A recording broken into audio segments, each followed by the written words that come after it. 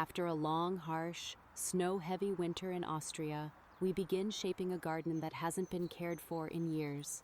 Between blooming snowdrops and overgrown trees, a new chapter starts. This episode was filmed without music and without added sound, only the real atmosphere of the garden. Today we cut, clear, and take the first steps toward transforming this forgotten space.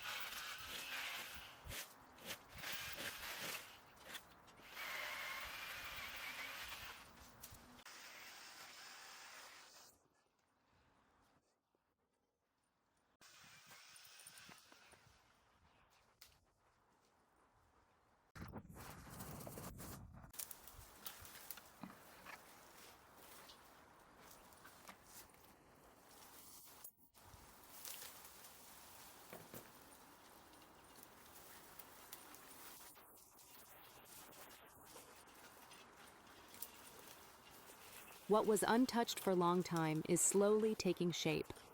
Week per week, we take little steps for creating our new garden. Not perfect, not finished, but moving forward. The cuts we made today will change how this garden grows tomorrow. Light will reach new branches, space will open, structure will return. There's still a long way to go. A fence to build, many raised beds to create, a compost to organize.